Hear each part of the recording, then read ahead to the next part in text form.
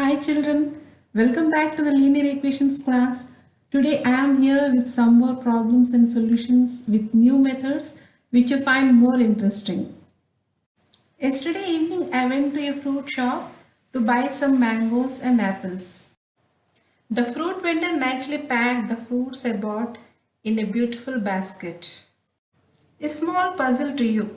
There are 40 fruits in the basket. Number of mangoes is 3 times to the number of apples. Now you should tell me the exact number of apples and mangoes.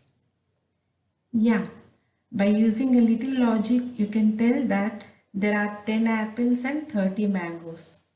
If you want to solve these type of puzzles when the number is big, you can solve with the help of equations. If you take number of apples is equal to x, then number of mangoes is equal to 3x. As the fruits are 40 in total, x plus 3x is equal to 40. This leads to 4x is equal to 40. We have added x and 3x as they are like terms. Now how shall we remove this 4? Because we want only x and LHS, isn't it? Okay, if you divide 4 by 4, you will get 1. Let's divide both sides by 4. Here we are using the multiplicative inverse property. When a number is multiplied by its reciprocal, it gives us 1. You should note that 4 divided by 4 or 4 into 1 by 4 is the same thing. Now we are left with x is equal to 10. Hence, there are 10 apples and 30 mangoes in the basket. Let's get back to the story of Sirisha which I told you in the previous class. You wanted to know her age. Then denote her age by x. Grandpa said that his age is equal to Sirisha's age into age plus 3. X into 8 plus 3 is equal to 75 years gives 8x plus 3 is equal to 75. To remove plus 3, we add minus 3 on both sides. Plus 3 and minus 3 get cancelled on LHS, giving us 8x is equal to 72. Again, to remove 8 from LHS, we divide both sides by 8. 8 by 8 again get cancelled, leaving x on LHS, and 72 divided by 8 gives us 9. Therefore, Sirisha's age is equal to 9 years. We have one more situation where the coefficient of variable is a fraction. I mean, the coefficient of y is 1 by 5, which can be read as y by 5. To solve this equation, y by 5 is equal to 10. We are multiplying both sides by 5 to cancel this 1 by 5, which gives us y is equal to 10 into 5 is equal to 50. As I said, today you will learn another way of solving the equation. You will learn even this method which is called transpose method. You will learn to solve an equation by transposing the terms and know the rules of transpose method. To solve this equation x plus 4 is equal to 10, as you know we proceed to add minus 4 on both the sides in order to remove plus 4 from LHS.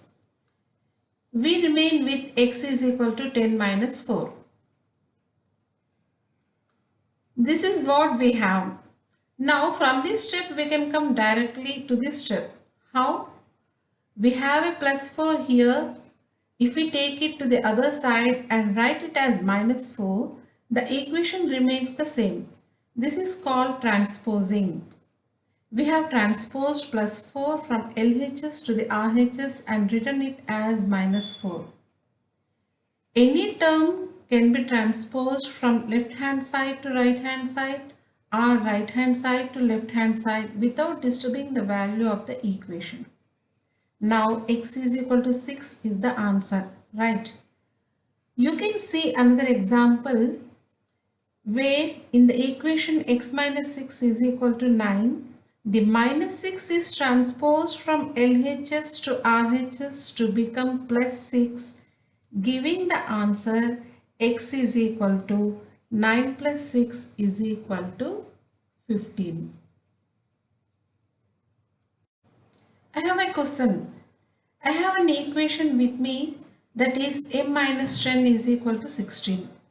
If I proceed to solve it to get m is equal to 16 minus 10 is equal to 6, is it true or false? How many of you say it's true? Okay, keep the answer in your mind. Let me check the solution again. Minus 10 when transposed to RHS becomes plus 10 and m should be equal to 16 plus 10 is equal to 26. Oh, I was wrong. My answer m is equal to 6 is false.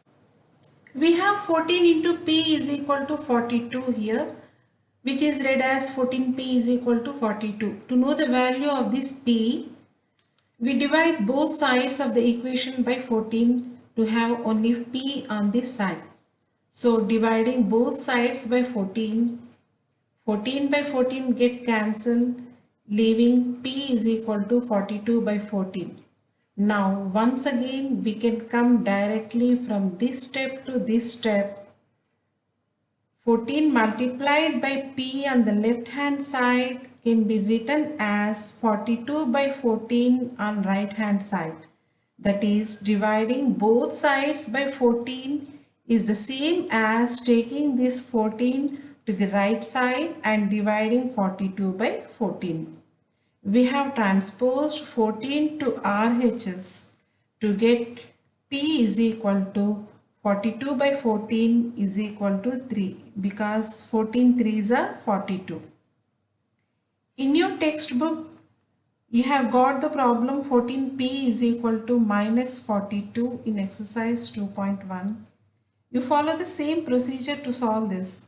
You have nothing to do with this minus sign on RHS where it remains same till the end. Let's talk in detail about the rules we follow in transposing the terms. Transpose basically means transfer. Whenever an existing term is added on one side, we can transpose the term to the other side by subtracting it. In this equation, y plus 2 is equal to 8. 2 is added on the left hand side. So when we transpose it to the right hand side, we subtract it. We can write the equation as y is equal to 8 minus 2. So this plus 2 when it was an LHS became minus 2 when transposed to RHS. These two are actually same equations written differently. The second concept says that a term subtracted on one side can be transposed to the other side by adding. Here in the equation y minus 2 is equal to 8.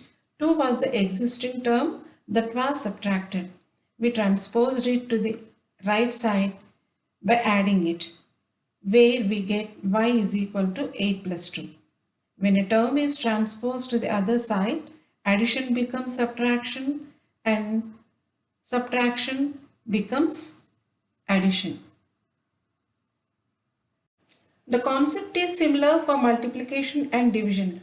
Let's go to this next equation 2y is equal to 8. Our aim is to have only variable on the left hand side. We should eliminate 2 and since 2 is multiplied on this side, we send it to the other side and divide the right hand side by 2. We get y is equal to 8 by 2. Similarly, a term that is divided on one side is multiplied when transposed to the other side. Consider this equation y by 2 equals 8. We can see 2 is dividing the left hand side. So we can send it to the other side and multiplying the RHS by 2. We get y is equal to 8 into 2. When a term is transposed to the other side, multiplication becomes division and division becomes multiplication. I hope you have understood that this method of transposing is as simple as the first one. Let's solve another equation 3x plus 1 is equal to 16. Our aim is to keep only variable on the left hand side.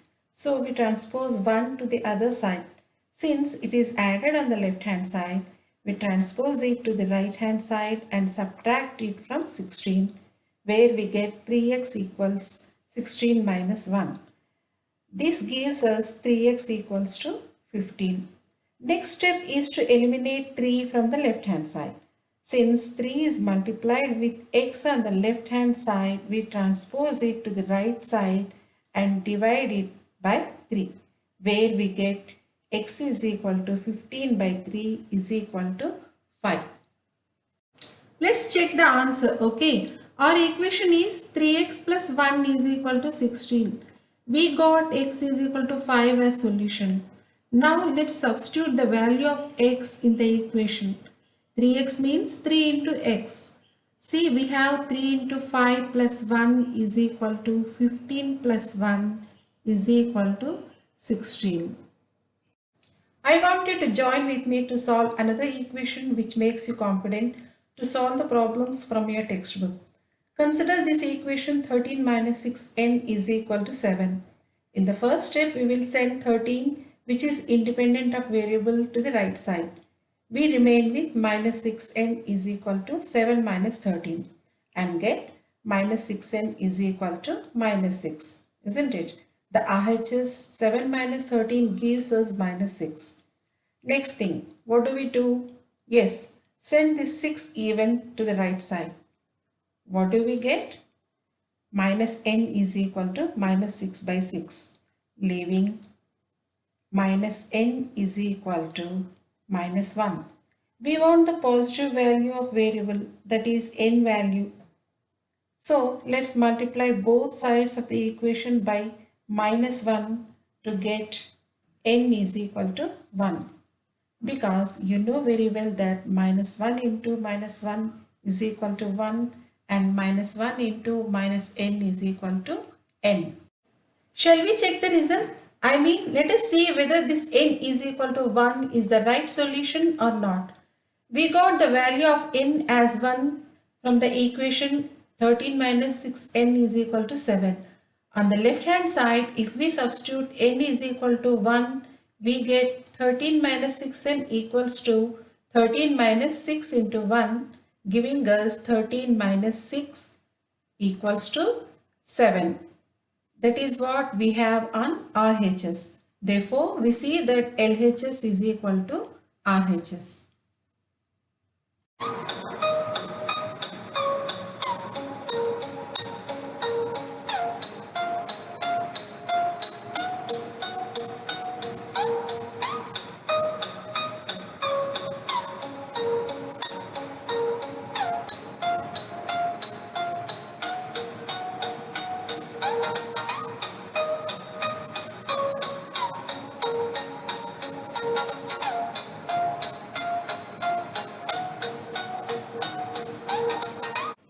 I just want you to try some problems from the exercise 2.1 in your textbook. Do as many problems as you can, okay?